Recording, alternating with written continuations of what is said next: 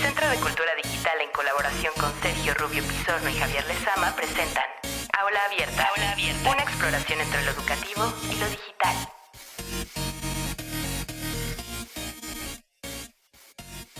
Bueno, hola a todos, un saludo acá desde el Centro de Cultura Digital. Este es el primer episodio del podcast sobre cultura digital y educación que empezamos en este año 2019. Estamos aquí con la presencia del doctor Javier Lezama. Un saludo, doctor.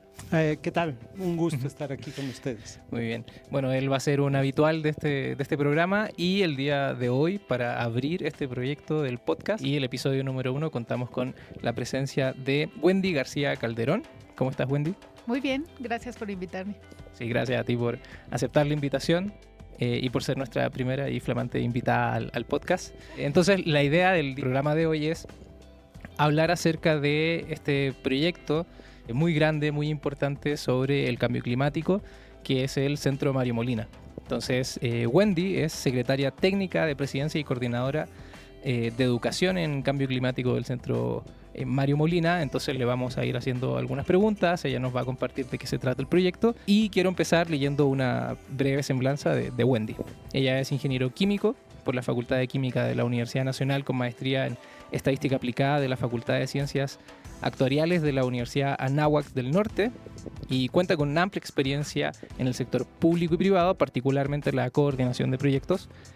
Trabajó en uno de los primeros proyectos a nivel mundial de reducción de emisiones en el sector de transporte. Eso es importante, sobre todo para Ciudad de México, por ejemplo.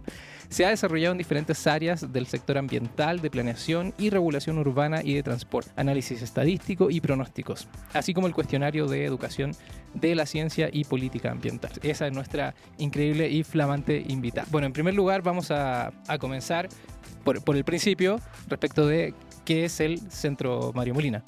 Bien, la pregunta es obligada sobre el Centro Mario Molina. Y cuando uno entra a la página del centro, parece muy técnico, pero de pronto se da cuenta de que estamos hablando de cosas de cotidianidad. Es decir, el centro, de una manera especializada, nos mete al mundo de la energía, del cambio climático, de la calidad del aire, de las ciudades sustentables. Entonces, es todo un aparato conceptual, científico conceptual, que es importante tener presente. Entonces, ¿cómo un centro tan especializado puede llegar al público y puede decirle algo al público que no tiene esos altos niveles de especialidad? Muchas gracias, doctor. Pues sí, efectivamente el centro es una organización sin fines de lucro, es una asociación civil que tiene casi ya 2 décadas, poco menos, pero trabajando en temas de medio ambiente, energía, y por supuesto con el paso del tiempo nos hemos dado cuenta que algo que es fundamental es que los que aplican las políticas públicas tengan herramientas basadas en evidencia.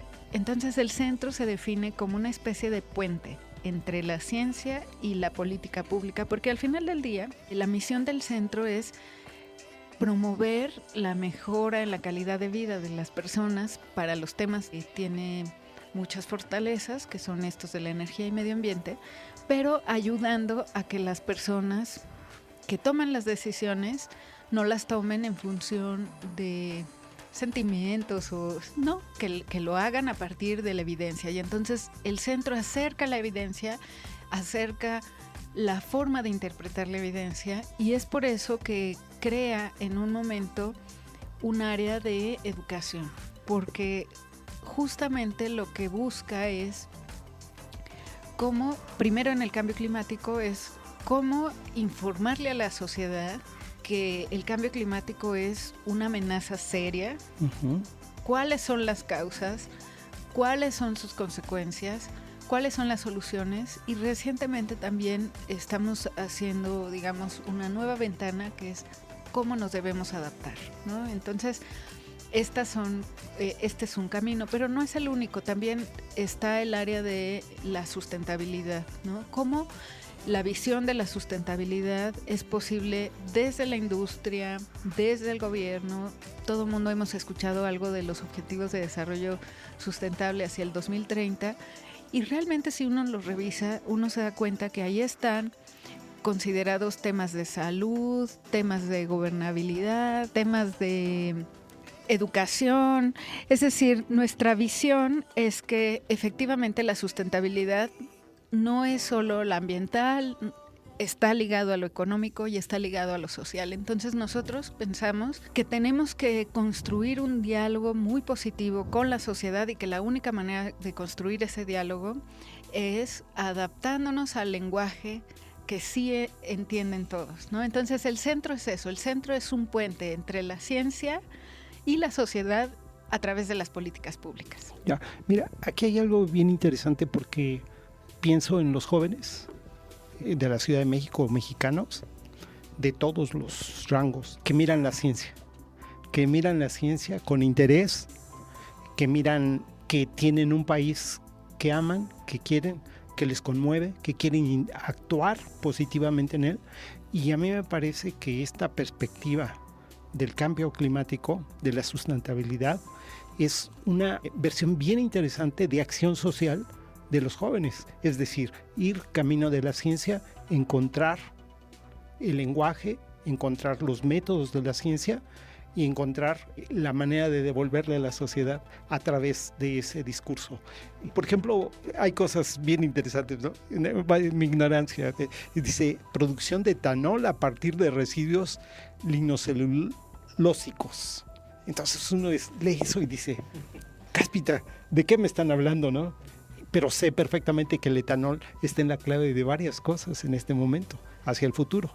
Entonces, ¿cómo le habla el centro a estos jóvenes para captarlos hacia la ciencia y para la acción social a partir de estos discursos? Efectivamente, el centro hace cosas como este proyecto donde, como habrán escuchado probablemente, hubo un boom de los biocombustibles. Uh-huh. Nada más que este boom se hace a partir de sembradíos que compiten con la alimentación, ¿no? Entonces, hay unos estudios que se llaman análisis de ciclo de vida, donde determinaron que los biocombustibles, no todos los biocombustibles son tan ecológicos como se decía, ¿no? Entonces, este estudio particular que menciona, un poco lo que dice es, bueno, pues hay residuos agroindustriales que tienen ciertas características y estos residuos sí permiten hacer biocombustibles que no implican una huella de carbono tan alta. Pero,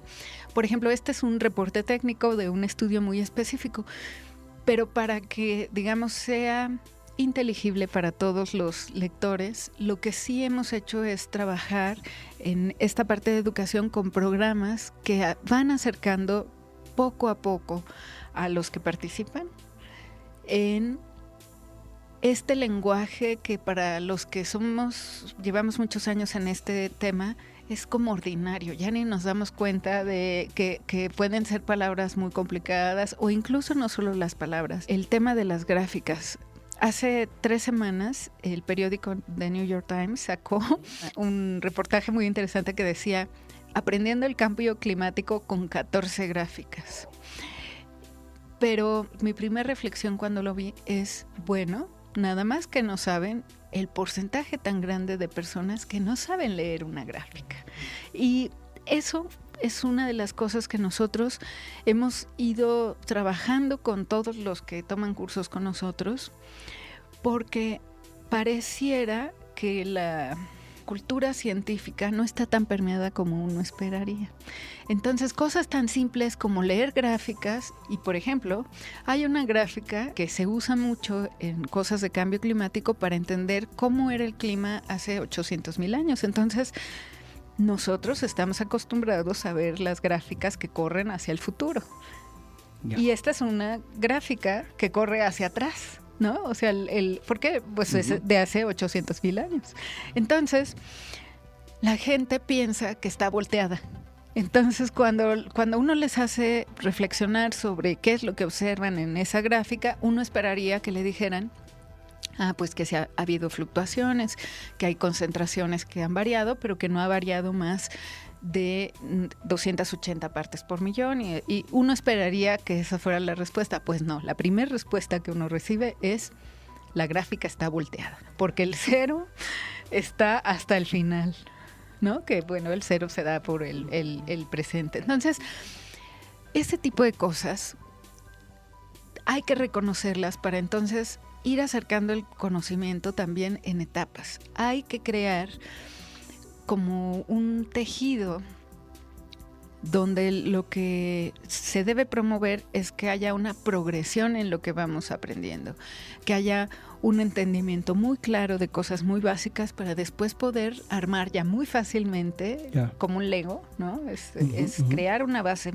que esté bien estructurada para que después, si ponemos piececitas muy chiquitas y que cargan cosas largas, no se caigan, porque en realidad entienden qué es lo que pasa, y para el caso del cambio climático esa ha sido siempre nuestra filosofía: entender primero cómo funciona el sistema climático, cuáles son los factores principales que intervienen, para que posteriormente entre una segunda pregunta que es, bueno, si ya sabemos cómo funciona, ¿qué es lo que hace que cambie? Y entonces sí, observamos cuáles son los factores naturales que toman miles o cientos de miles de años o hasta millones de años en presentarse, contra lo que hemos estado observando las últimas décadas por un cambio en la composición atmosférica. Entonces, eso es muy interesante porque para cuando ya llegamos a esa pregunta, las personas que lo han estado estudiando, les es muy sencillo porque es, ya sé, esto tiene sentido ahora. Justo porque ya le entendieron a la otra parte.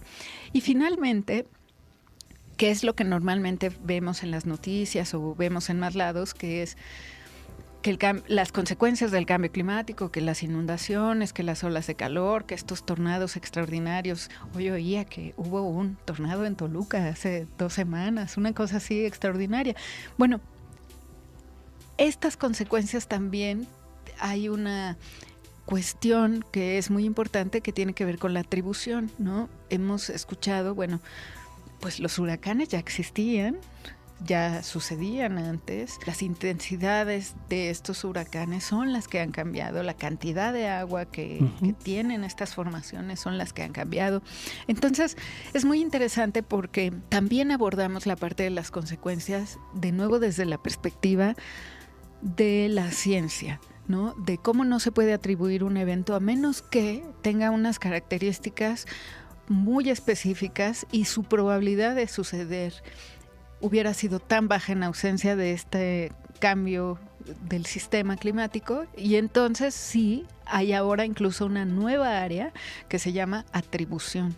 O sea, hay un área científica que lleva unos pocos años, yo creo que una década, cuando mucho 2, que se está dedicando a encontrar desde el punto de vista estadístico justamente cuál es la atribución de estos eventos en términos de probabilidad. Entonces es muy interesante. Y por último, la forma en la que nosotros abordamos el cambio climático es, bueno, está este escenario, ya sabemos que hay un problema, ya sabemos qué lo causa, ya sabemos qué consecuencias tiene, pero no todo es desesperanza. Hay manera de enfrentarlo. Y esa es la parte muy bonita, porque es la que entraña un número importante de soluciones.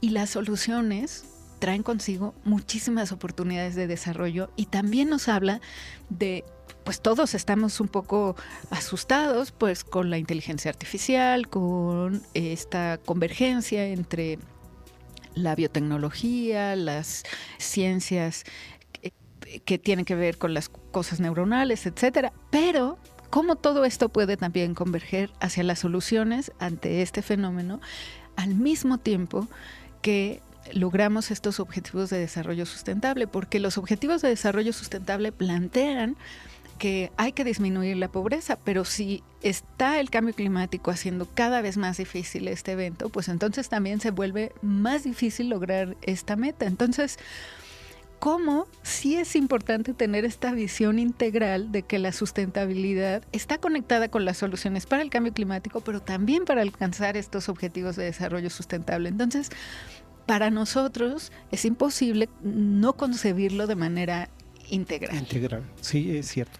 Bueno, ya casi para pasar a la otra fase, me estoy acordando y tengo que decirlo porque Alfonso Reyes, gran escritor mexicano de la primera parte del siglo pasado, en su ensayo La visión de la náhuatl, tiene una epígrafe donde dice: viajero, estás en la región más transparente del aire, ¿sí?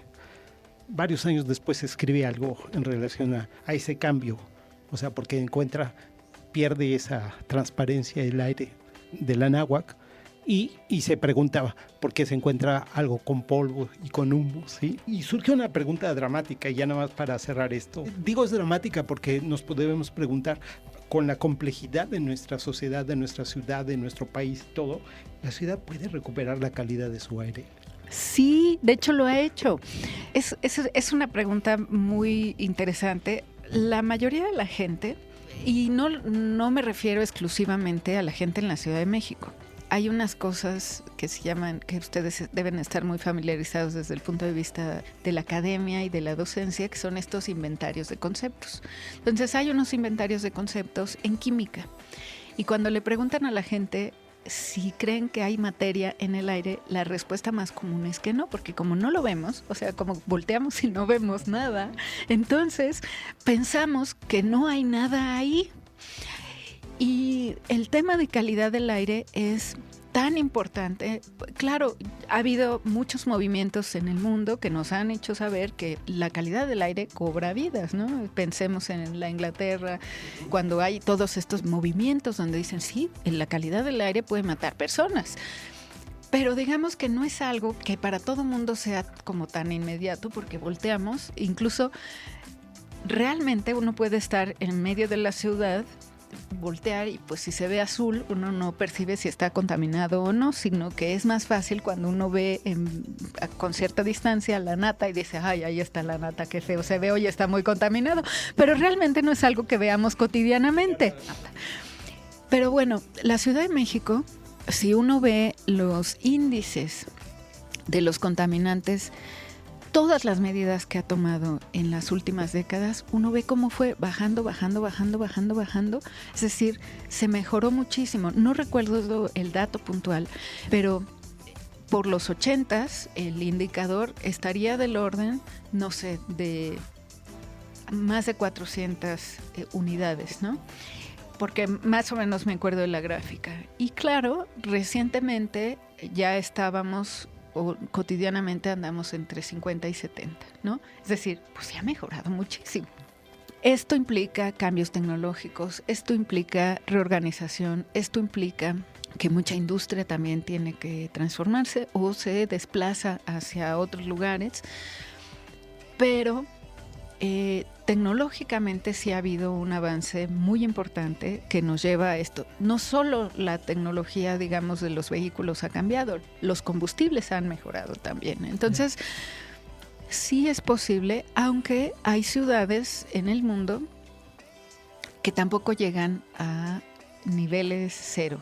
Y esto es porque la propia dinámica de las ciudades, cuestiones ambientales, cuestiones geográficas, y algo que es muy interesante. Por ejemplo, uno de los problemas que se tuvo en el pasado es la producción de ozono troposférico, ¿no? El ozono troposférico es muy irritante, entonces mucha gente dice, ay, cuando está muy contaminado me arden los ojos o me arde la nariz, y eso es muy común y tiene que ver con el ozono troposférico.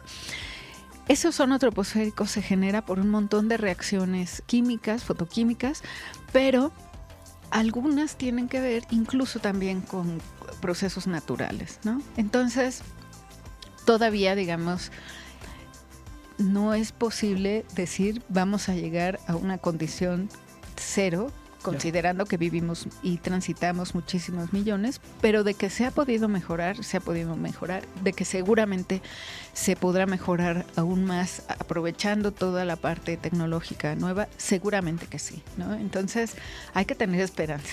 Bien, muy bien, Sergio. pues sigamos platicando.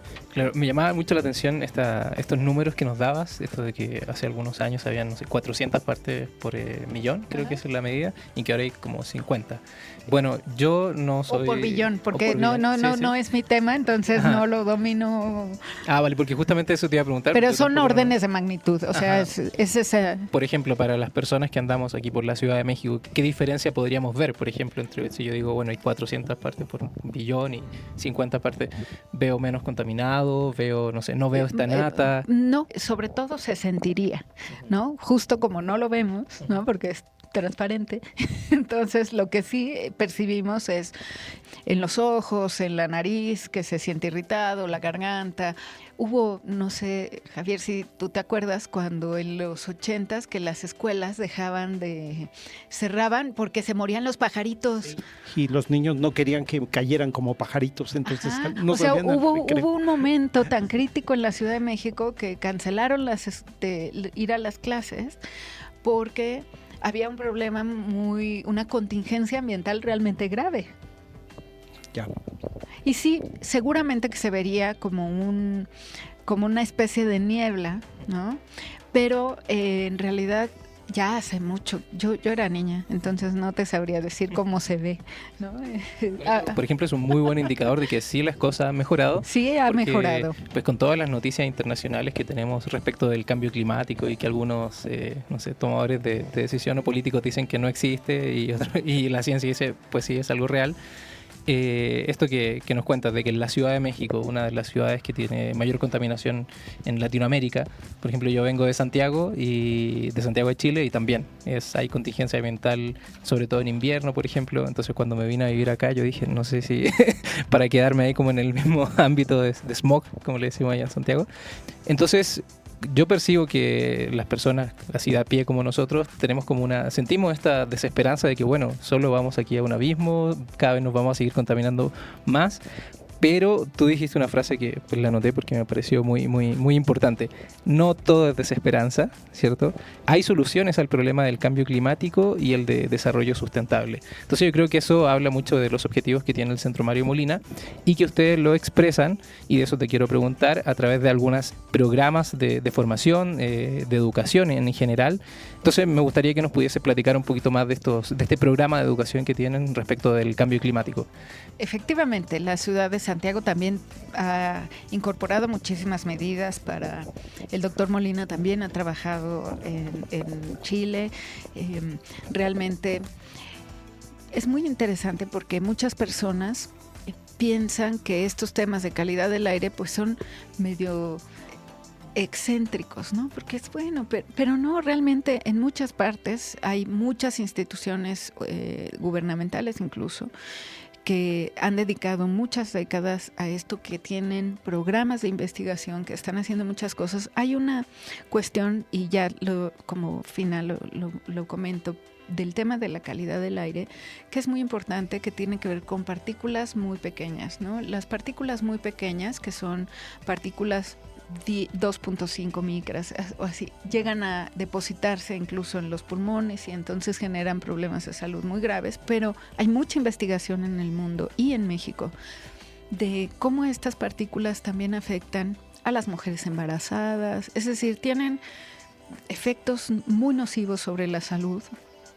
Y esto es algo que sí se puede mejorar con tecnología, con regulación. Entonces, los temas de calidad del aire, por supuesto que tienen esperanza, por supuesto que se pueden hacer cosas.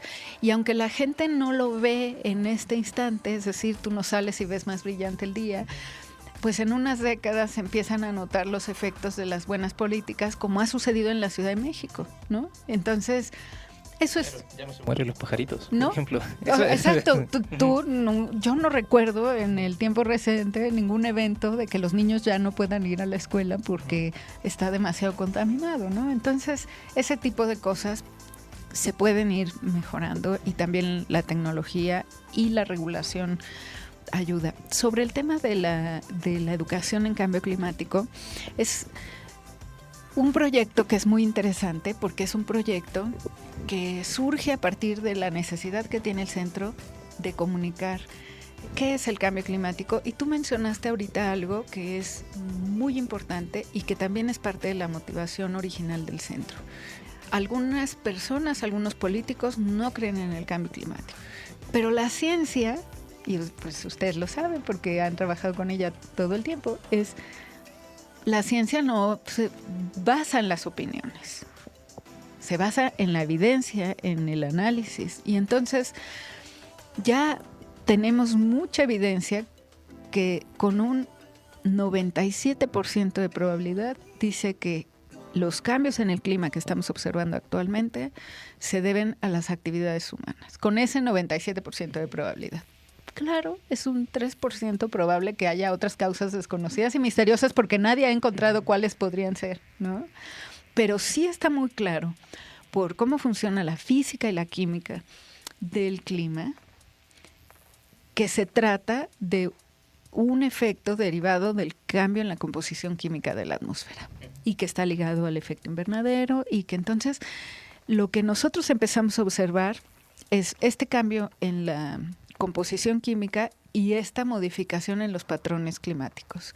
Entonces, cuando surge esta necesidad es porque el doctor Molina estaba muy preocupado de que empezaron estos movimientos muy fuertes anticiencia o de negacionistas en Estados Unidos. Y él decía, pues no, hay que comunicarle a la gente, también aquí en México, que la ciencia es muy sólida, que lo que hay detrás de estas afirmaciones de que el cambio climático se debe a las actividades humanas y que podemos enfrentarlo, podemos mitigarlo y podemos solucionarlo, es real. Claro, conforme va pasando el tiempo y no se toman las medidas, la ventana de poder controlarlo a una temperatura que no sea peligrosa, pues se va cerrando, pero todavía es posible hacer algo. Entonces, el programa que hace el centro originalmente era un programa de difusión, hicimos un libro, era una cosa muy mona, pero se nos olvidó quién es el jugador principal de esto, y era cómo íbamos a involucrar al maestro en esto. Entonces, ahí aprendimos, fue una lección muy interesante, que el docente juega el papel central para que lleguemos a los estudiantes. Entonces, nos concentramos en aprender a llevarle al docente estas herramientas para que luego él sirviera de elemento transformador. O sea, realmente el docente es nuestro aliado número 1 en este proceso, porque el docente es el que llega a los estudiantes, es el que adapta al contenido de su contexto, es el que puede llevar el mensaje con mucha fuerza y tener un potencial de impacto enorme. Entonces, la primera parte, digamos, de nuestro trabajo en términos educativos fue hacer ese libro para los estudiantes, pero luego empezar a trabajar con los profesores. Entonces, hemos desarrollado desde cursos intensivos de 40 horas, diplomados que primero eran presenciales, luego que se fueron haciendo presenciales y en línea. Actualmente ya tenemos todo en línea. Y estos son diplomados de 120 horas donde le damos al docente muchas herramientas, no solo para enseñar cambio climático, sino que también buscamos un esquema, digamos, pedagógico que fuera eficiente. Y entonces esa es otra de las fortalezas que tiene el programa. El programa usa el modelo indagatorio y la enseñanza activa como el eje de la pedagogía. ¿Y por qué? Porque lo que también nos sugiere toda la experiencia internacional es que la educación está cambiando no solo por las herramientas digitales, la educación está cambiando porque la sociedad está cambiando. Y no es posible que sigamos aprendiendo con los mismos métodos que hace 200 años. Entonces, bueno, ¿qué habría que hacer? Y entonces es muy interesante porque esta pedagogía lo que plantea es que el rol del docente sea un poco distinto, lejos de ser el dueño de toda la información y transmitirla a los estudiantes, que ya sabemos que cada estudiante va a obtener según su contexto, sus ideas previas. Entonces es usar las ideas previas del estudiante para confrontarlas y que el estudiante, dar espacio a que el estudiante vaya construyendo este conocimiento en función también de sus capacidades. Entonces es muy interesante porque lo que hicimos fue un programa educativo que mete la enseñanza activa de la ciencia y el tema de cambio climático, pero no para aprender cambio climático nada más, porque es muy difícil cambiar el currículo y meter un tema.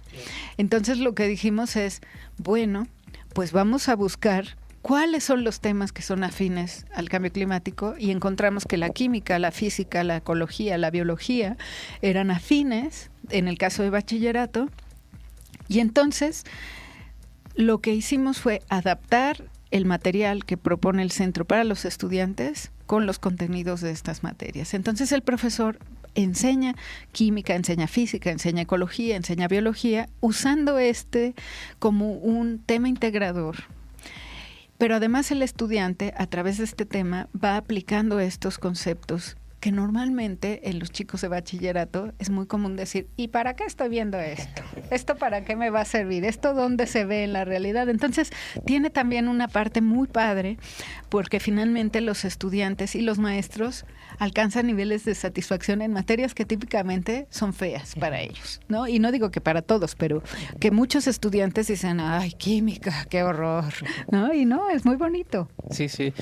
Ahora me gusta mucho algo que has dicho respecto de, están ustedes como centro abordando y estudiando problemas de la sociedad actual. O sea, hace 200 años este problema del cambio climático no existía, y así también están asumiendo que no podemos, o que ustedes al realizar su programa educativo no pueden hacerlo de la misma forma que se hacía, bueno, que se hace tradicionalmente en la educación y que se sigue haciendo hace como 200 años. Entonces, me gustaría que nos contaras un poco cómo lo hacen, cómo lo abordan. Hablaste acerca de que ahora tienen todos sus cursos en línea, por ejemplo. ¿A qué se debe eso? ¿Cómo le ha llegado ese tipo de formación a los profesores, por ejemplo, y a los estudiantes, que estamos acostumbrados a ir todos los días a la escuela, por ejemplo, a tomar el camión, el pecero, el metro, llegar a la escuela, estar ahí en la sala con los compañeros? Entonces ahora esta migración a este ambiente digital. Sí, en el caso de los profesores tenemos toda su formación en línea, porque empezamos trabajando con profesores en la Ciudad de México, luego en el Estado de México, luego en Veracruz. Trabajamos también con profesores en Zacatecas, pero nosotros nos teníamos que trasladar y eso era muy caro. Entonces, transición hacia la parte digital fue ir viendo qué cosas de lo que hacíamos presencial las podíamos ir migrando hacia el ambiente digital. Entonces, una de las cosas que hicimos fue que los profesores realicen mucha de la actividad experimental en sus espacios, ya sea en su casa, en su escuela, suban la evidencia y tienen de nuestra parte una retroalimentación permanente. Entonces es como un diálogo en la distancia, pero eso ya no es raro, ¿no? Todo el mundo usa Facebook y entonces tiene diálogos, claro, de temas diferentes y con diferentes niveles de profundidad, pero en este caso sí estamos hablando de que para un propósito específico hay un mecanismo de comunicación muy rápido sobre lo que yo estoy haciendo como docente en la parte experimental y lo que alguien me está retroalimentando. En el caso de los estudiantes, tenemos un curso de física y cambio climático que lo hicimos en línea porque ahí usamos muchos instrumentos, otro tipo de, digamos, de elementos, como pueden ser simuladores con fines cualitativos y con fines cuantitativos. ¿Por qué en la física y por qué no en la química? En la química nos concentramos en hacer libros que son digitales, los tenemos en nuestra página, pero finalmente nuestro curso de química ahorita todavía está centrado en que todo el trabajo suceda en el aula. Pero en el caso de física, nos centramos solo en un tercio del programa de estudios que tiene que ver con la termodinámica. Y la física sí tiene como objetivo crear modelos matemáticos. Entonces, para que esto suceda, necesitábamos usar otro tipo de herramientas y las herramientas que encontramos son los simuladores.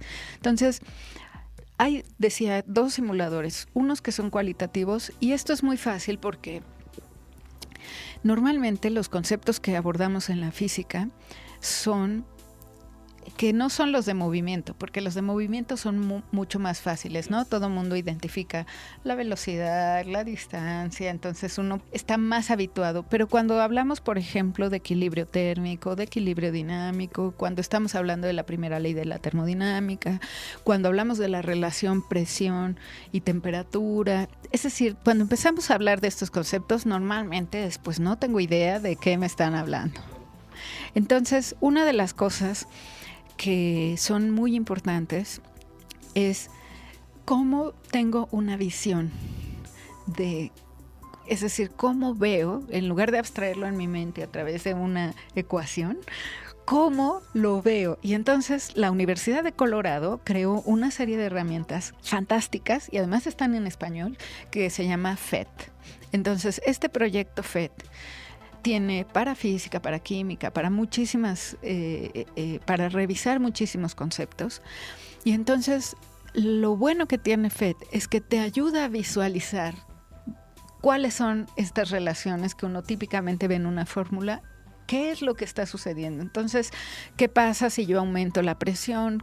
¿Cuál es la reacción en la temperatura? Y así. Y luego, como tenemos la cuestión de que tenemos que crear modelos matemáticos, a través de la literatura encontramos que en otras partes del mundo ya se hicieron muchos esfuerzos y que muchos de estos esfuerzos son gratuitos, nada más que están en otro idioma. Entonces lo que hicimos fue buscar estos recursos, encontrar cuáles eran apropiados para nuestro proyecto, incorporarlos y poner las instrucciones en español. Y además estos recursos son abiertos, son públicos, están diseñados para que los usen los profesores. Entonces, pues es fantástico porque le acercamos al docente, pero esto requiere que el docente también cambie su instrucción, porque el docente entonces tiene que descubrir que estas herramientas están disponibles para que él las use con sus estudiantes. Incluso tienen que incorporar como una nueva, o se incorporan incluso, tú me lo contabas fuera del programa, incorporan una nueva práctica que tampoco existía hace 200 años, quizás hace 30 tampoco, que es la curaduría de recursos, y en este caso creo que hay un aspecto muy clave, que son los recursos educativos abiertos. Entonces también me gustaría preguntarte cómo ha incidido la existencia de recursos educativos abiertos en que ustedes puedan realizar justamente este programa educativo del Centro Mario Molina. Sí, nosotros usamos recursos que sean abiertos justamente porque los docentes, nosotros solo hemos trabajado con escuelas públicas y hemos trabajado con escuelas públicas en contextos muy diversos. Ya que tengan internet significa un gran logro y no necesariamente lo tienen todo el tiempo, a veces es intermitente. Entonces, ¿cómo les hacemos llegar recursos que puedan utilizar, que sean gratuitos, que no sean muy pesados, ¿no? Justo por esto, o porque muchos usan el internet propio, ¿no? Entonces tampoco es muy fácil que gasten su dinero en estos recursos. Entonces es una combinación muy interesante y tiene que ver sí con la economía, pero se puede hacer mucho, ¿no? Es decir, con la economía, porque antes, si uno quería actualizar un libro, pues tenía que pasar muchos años, porque si no, no alcanza a amortizarse el precio, ¿no? Es muy caro. Libro impreso. Pero ahora tú puedes actualizar de un semestre a otro, o de cuando se da esta asignatura a la otra, porque el recurso es digital. Pero no solo eso, lo puedes complementar con nuevos recursos. En el caso del centro, nosotros no es que nos pusiéramos en Google a buscar estos recursos. Todos vienen de que hemos revisado literatura especializada, y la literatura especializada está usando estos recursos en otras partes del mundo y está dando buenos resultados. Entonces, nosotros pues nos vamos a lo seguro, decimos, mira, este recurso está bueno y lo están usando así y está dando estos resultados, vamos a ver qué pasa. A veces tenemos muy buena suerte, a veces no.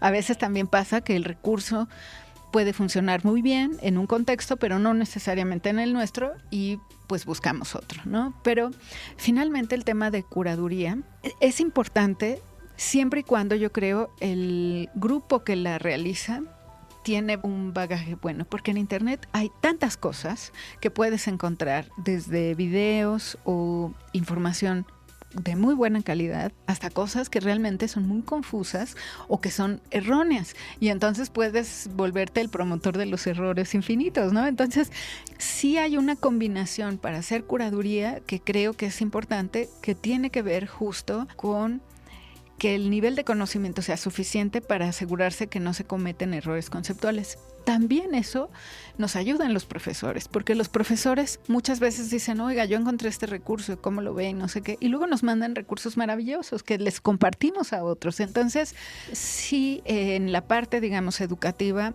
nos hemos centrado mayoritariamente en el docente con los recursos para el estudiante, porque evidentemente nosotros queremos llegar al estudiante. Sí, claro, quiere llegar a la mayor cantidad de ciudadanos y personas que vivimos en estas ciudades que tienen este problema de la contaminación y así. Y me llamaba mucho la atención lo que mencionaba respecto de los simuladores, por ejemplo, de física, que me parece maravilloso esto que nos cuentas, que claro, el estudiante, por ejemplo, ya no tiene que imaginarse, o ya la carga de entendimiento de un fenómeno físico ya no pasa porque el estudiante sea capaz de imaginárselo o no.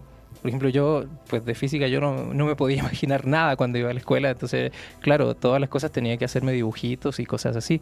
Entonces ahora tú nos cuentas que existen recursos que hacen las veces quizá, y tú me dirás si estoy bien o no, como de laboratorios físicos y que justamente puedes experimentar con ellos. O sea, no es solo un video, sino que es una simulación en donde tú puedes interactuar con, no sé, las variables, interactuar, no sé, con un resorte, le cambias sus propiedades y vas viendo qué sucede, qué pasa, pero ahí en vivo, o sea, ya no te lo tienes que imaginar. Y al final, pues lo importante de eso es que ya luego puedes tomar acciones o estudiar fenómenos respecto de la simulación que ya hiciste.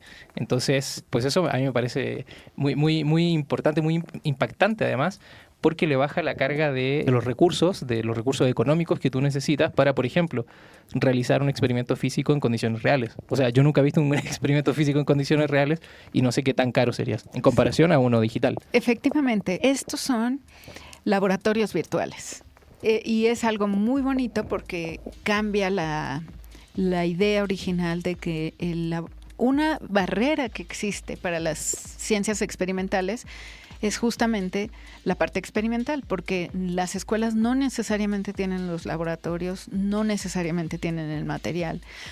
Entonces, estos simuladores sí funcionan como laboratorio, pero además, a diferencia de los laboratorios de verdad, aquí sí salen los experimentos, porque típicamente es lo más común que hagas un experimento y no te sale lo que estabas esperando, ¿no? Entonces, bueno, eso por supuesto que a veces sí salen, a veces no. Sí, claro. Pero aquí sí salen, pero también puede pasar la otra cosa, que además es como algo que activa nuestro pensamiento, ¿no? Como yo puedo tener control de las variables, puedo ir moviendo cosas, puedo ir viendo qué pasa, puedo entonces ir entendiendo mejor cuáles son las interrelaciones entre las variables y al final voy a tener un panorama padrísimo sobre cómo funciona el mundo que me rodea. Entonces, la herramienta digital va más allá del experimento propiamente, porque justo como puedo renovar y renovar, rehacer el experimento N veces, ¿no? Porque una vez que yo ya descargué el simulador, pues ya no gasto internet, entonces ya lo puedo estar ocupe. Puedo ir viendo las relaciones, puedo ir viendo qué pasa y puedo ir entendiendo mejor por qué suceden cosas que nos rodean. Y eso es fantástico, porque creo que cuando las personas entendemos mejor el mundo que nos rodea, entonces somos realmente más poderosos en términos de que no cualquiera puede venir y nos puede engañar, ¿no? Como que uno va a preguntarse, bueno, pero ¿por qué pasa eso? Y eso sí representa sobre la cultura de la persona un crecimiento enorme e invaluable. Entonces, por supuesto que estamos ante una era bien interesante. Yo creo que la educación sí está atravesando una frontera a los nuevos recursos, lo que implican los nuevos recursos, el potencial que tiene y nuestra capacidad para que estos recursos lleguen hasta los lugares más recónditos.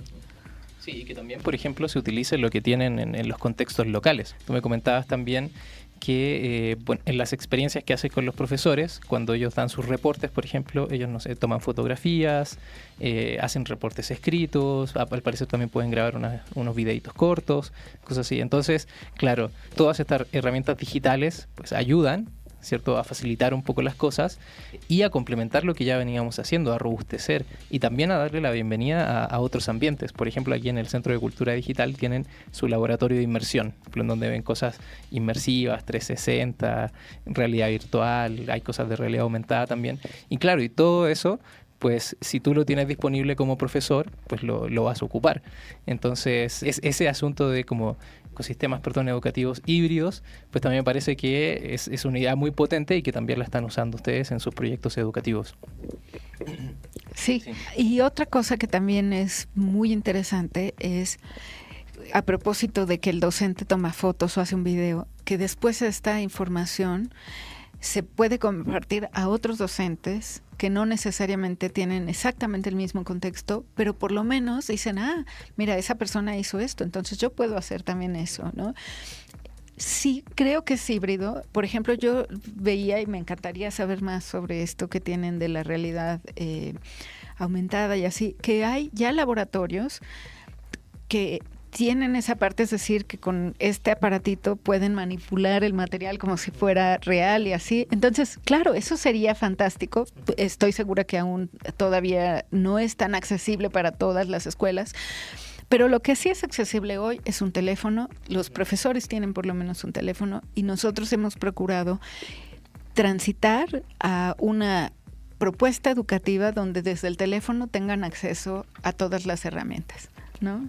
No, y eso está padrísimo porque sí, el teléfono pues actualmente sí es una herramienta que pues tenemos acceso la mayoría de las personas en las ciudades. Bueno, y ya para ir finalizando, hay un tema que han mencionado a lo largo de todo de esta conversación respecto de los programas educativos y que me parece que también es muy importante mencionarlo porque yo lo considero que es algo que ustedes hacen de manera muy responsable con las personas, con los profesores, con los estudiantes, y es la posibilidad de hacer el rediseño, por ejemplo, de sus cursos, de sus materiales, que no es un programa educativo, por ejemplo, que es igual para todos, o sea, que es general y todos aplíquense por igual como si fuera una ley, sino que van atendiendo a las necesidades de algo que yo creo que están construyendo, que son comunidades de profesores, que están atendiendo a lo que significa el cambio climático, por ejemplo, o la sustentabilidad, y que lo están haciendo con ayuda de ustedes desde su contexto situacional, desde su localidad. Entonces eso del rediseño me gustaría que nos pudieras contar un poco más cómo lo hacen y qué impactos ves tú que tiene esta práctica. Sí, uno de los puntos es que cada vez que nosotros hacemos un curso para los maestros y luego ellos aplican a su vez el curso que planteamos para los estudiantes, vamos midiendo qué sucede, vamos midiendo si las herramientas funcionan, vamos midiendo el contexto que permite, porque la idea es que se va adaptando la solución al contexto. Esto es algo súper importante porque si nosotros pensáramos, bueno, en otras partes del mundo están haciendo esto y esto y esto y esto otro. Por ejemplo, voy a tomar el ejemplo de un simulador de física. En Taiwán hacen la simulación y tienen, a partir de lo que observan, que inferir el modelo matemático. Ese es cómo funciona este modelo en Taiwán. Evidentemente, nosotros no aspiramos a hacer eso, y no porque los mexicanos no puedan, es porque hay que construir otras bases antes. Entonces, ¿qué hacemos? Que usamos el mismo simulador, les permitimos que bajen los datos, y entonces con los datos vayan relacionando las variables, y con el soporte de la parte cualitativa vayan tratando de entender cómo se relacionan para que entonces, con la ayuda del docente, construyan el modelo. Es exactamente lo mismo, nada más que aquí damos mucho refuerzo a lo que ya sabemos que va a ser muy difícil de construir si quisiéramos hacerlo al estilo de Taiwán. Entonces, ¿y qué pasa? Que en algunos contextos sí funciona, pero que en otros no. ¿Por qué en otros no? Porque a lo mejor el docente necesita fortalecer otras cosas para que eso suceda. Entonces vamos creando esos canales para que al final pues todos tengan acceso a lo mismo. Pero eso solo se puede hacer si observas lo que sucedió en el aula y lo corriges. Y ese proceso pues siempre es esta cosa de observar, ver cómo funcionó y a partir de los resultados volver a adaptar. Estamos iterando permanentemente. Sí, bueno, yo te agradezco mucho que nos hayas acompañado el día de hoy. No sé si alguien tiene más consultas, más preguntas. Y bueno, me queda solo una pregunta. Si alguna de las personas que nos están escuchando quieren contactarte, quieren saber más del Centro Mario Molina, quieren saber de los programas educativos que hacen, ¿dónde los pueden contactar? Sí, mi correo es wcalderon@centromariomolina.org. Y algo que no comenté, además de la parte educativa hacia los docentes, también hemos hecho cursos que no son para el público en general, son justo en esta lógica de los Objetivos de Desarrollo Sustentable para personas que trabajan en el gobierno. Es decir, sobre sustentabilidad o sobre cambio climático, pero muchas veces hay muchas personas involucradas en la toma de decisión de estos temas y les apoyamos dándoles un panorama un poco más amplio sobre la importancia que tiene el trabajo que hacen, sobre cómo esas decisiones que tienen que tomar día a día sí tienen un impacto sobre un futuro mejor. Bueno, pues no nos queda más que darte las gracias por haber aceptado la invitación a participar. La plática ha estado súper interesante, incluso yo siento que he aprendido muchas cosas.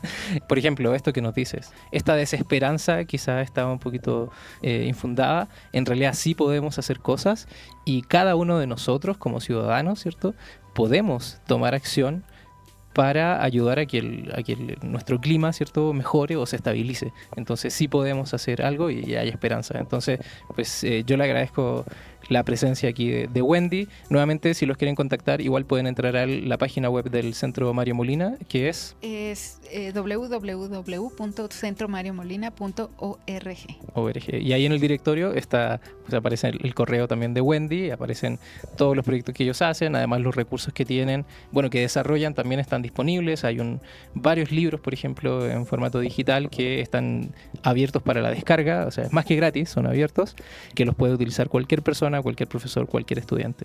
Entonces, nuevamente, Wendy, te agradezco que hayas estado en este primer episodio del podcast sobre cultura digital y educación.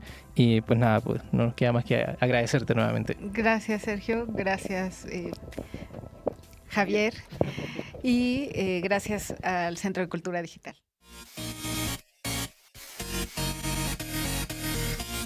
Aula Abierta, una producción del Centro de Cultura Digital.